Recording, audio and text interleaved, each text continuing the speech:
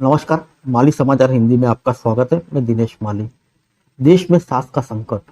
दिल्ली ही नहीं, भारत की पूरी आबादी वायु प्रदूषण की चपेट में। नहीं मिल रही है शुद्ध हवा। आइए जानते हैं विस्तार से। दिल्ली इन दिनों खतरनाक हो चुकी प्रदूषण वायु के कारण गैस चैम्बर के तौर पर प्रचलित हो रही है। देश की राजधानी की यह हालत निश्चित रूप से गंभीर चिंता का विषय है। प्रदूषण हवा दिल्ली के अलावा कम से कम 6 राज्यों के दर्जन शहरों का भी दम घोट रही है।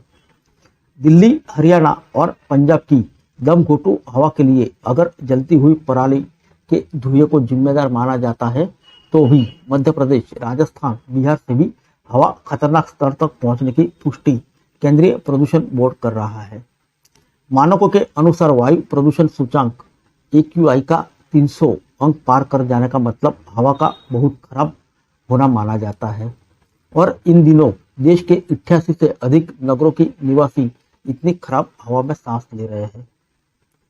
आइए जानते हैं WHO के क्या है शुद्ध हवा के मानक। विश्व स्वास्थ्य संगठन की एक रिपोर्ट के अनुसार भारत की लगभग 100% आबादी वायु प्रदूषण से प्रभावित है। प्रदूषण के स्वास्थ्य प्रभाव का देश की आर्थिकी पर भी बुरा असर पड़ रहा है। वर्ष 2017 में प्रदूषण जन्य कैंसर, पक्षपात और दिल की बीमारियों आदि से बड़ी संख्या में मौतों और श्रम शक्ति क्षय के कारण देश को 30 से 78 बिलियन श्रम आय का नुकसान हुआ था, जो कि देश की GDP के 0.3 से लेकर 0.9% का था। यही वजह है कि भारत सरकार ने राष्ट्रीय स्वच्छ वायु जैसा प्रभावशाली कार्यक्रम चलाया है। लेमेंट पत्रिका द्वारा गठित लेंस कमीशन के एक नए अध्ययन के अनुसार प्रदूषण के कारण विश्व में 2019 में 90 लाख और भारत में 23 लाख से अधिक लोगों की मौत हो गई है। रिपोर्ट के अनुसार भारत में लगभग 17 लाख मौतें अकेले वायु प्रदूषण के कारण हुई है और विश्व स्वास्थ्य संगठन के एक रिपोर्ट के अनुसार वायु प्रदूषण से प्रतिवर्ष विश्व में 70 लाख लोगों की मौत हो रही है। विश्व स्वास्थ्य संगठन के मानकों के अनुसार सांस लेने के लिए सबसे शुद्ध वायु 0 से 50 अंक तक और संतोषजनक वायु 51 से लेकर 100 अंक के बीच मानी जाती है और 200 AQI से लेकर 300 तक खराब और 300 से लेकर 400 अंक तक बहुत खराब और 400 लेकर 500 अंक तक वायु को खतरनाक माना जाता है। मानकों के अनुसार वायु प्रदूषण सूचांक AQI का 300 अंक पार कर जाने का मतलब हवा का बहुत खराब होना माना जाता है और इन दिनों देश के 88 से अधिक नगरों के निवासी इन खराब हवा में सांस ले रहे हैं। केंद्रीय प्रदूषण नियंत्रण बोर्ड द्वारा मंगलवार को 6 दिसंबर को जारी गुणवत्ता सूचांक AQI के अनुसार हरियाणा के फरीदाबाद के न्यू इंडस्ट्रियल टाउन की AQI 500 अंक तक पहुंच चुकी थी। उत्तर प्रदेश के नोनी की AQI 490 तक पहुंच गई। दिल्ली के रोहिणी की AQI 476 अंक को छू गई।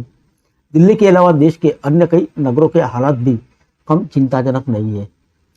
नवीनतम 6 नवंबर को जारी वायु गुणवत्ता सूचांक के अनुसार बिहार के 7 शहरों का AQI इन दिनों 300 अंक पार कर रहा है। दिल्ली के 32 वायु प्रदूषण जांच केंद्र ने 300 से अधिक अंक और 26 ने 400 से अधिक अंकों तक खराब गुणवत्ता दर्ज की है। इस प्रकार हरियाणा के 20 नगरों के स्टेशनों ने 300 से अधिक और 4 ने 400 अंक से अधिक AQI दर्ज की है। मध्य प्रदेश में 1 तथा महाराष्ट्र में 2 नगरों तथा राजस्थान के 6 नगरों की वायु गुणवत्ता 300 से अधिक खराब दर्ज की गई है, जबकि राजस्थान के भिवाड़ी में AQI 462 दर्ज की गई। दिल्ली से अलग उत्तर प्रदेश के हालात भी चिंताजनक बने हुए हैं। यहाँ 17 नगरों में AQI 300 और 6 में 400 हो गया है। हवा जीवन के लिए अत्यंत जरूरी है। भोजन के बिना मनुष्य कई दिनों तक जीवित रह सकता है, पानी के बिना भी कई दिनों तक जीवित रह सकता है, लेकिन हवा के बिना कोई कुछ मिनटों से अधिक जीवित नहीं रह सकता। वायु केवल मनुष्य के लिए ही नहीं, लेकिन सभी जीवित प्राणियों के लिए आवश्यक है। अगर हवा ही जहरीली हो गई तो जीवन का अस्तित्व ही खतरे में पड़ जाएगा। AQI हवा की गुणवत्ता का एक माप है, जिसकी गणना 5 प्रमुख वायु प्रदूषकों की सांद्रता का उपयोग करके की जाती है।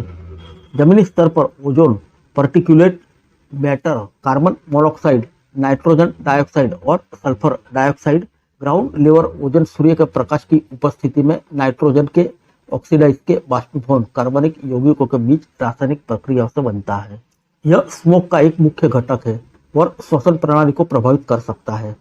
इस तरह नाइट्रोजन डाइऑक्साइड जमीनी स्तर पर ओजोन के निर्माण में योगदान करती है और श्वसन प्रणाली को हानि कर सकती है। प्रदूषण सल्फर डाइऑक्साइड कोयला और तेल जैसे सल्फर युक्त जीवाश्म ईंधन से जलने से उत्पन्न होता है। इससे श्वसन संबंधी समस्या हो सकती है और अम्लीय वर्षा के निर्माण में योगदान हो सकता है। कार्बन मोनोऑक्साइड कार्बन युक्त ईंधन के अधूरे दहन से उत्पन्न होती है। फिर मिलेंगे अगले बुलेटिन में अन्य किसी खबर के साथ। तब तक के लिए इजाजत दीजिए। नमस्कार।